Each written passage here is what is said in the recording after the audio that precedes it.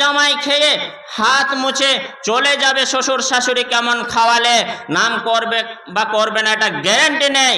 এক ব্যক্তি এসে আল্লাহ রাসূলকে জিজ্ঞাসা করলেন,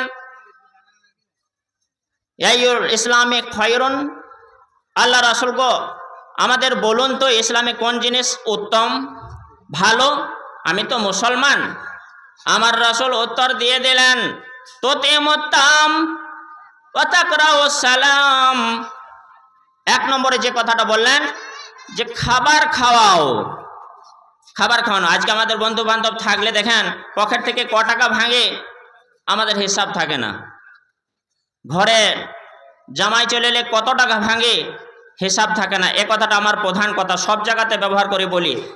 একদিনে হঠাৎ একটা জামাই এসছে, সেই দিনে একটা মেহমান এসছে, আগে কাকে খাওয়াবেন?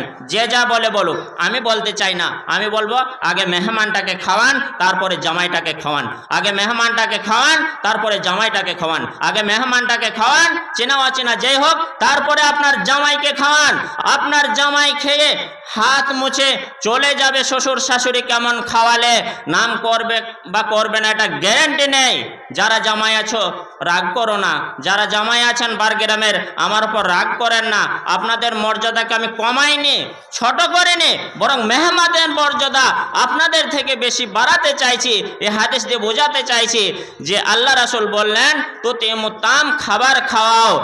মুসাফির, এতিম, মিসকিন, গরিব যারা আসবে তাদের খাবারের ওপর গুরুত্ব দিতে বললেন, তাই তাদেরকে খাবার খাওয়াতে হবে। একটা এতিম, মিসকিন, গরিব, মুসাফিরকে খাবার খাওয়ালে আল্লাহ রাসূল খুশি হয়েছেন, তার জামানায় এখন খুশি, আল্লাহ তাআলাও খুশি হবেন।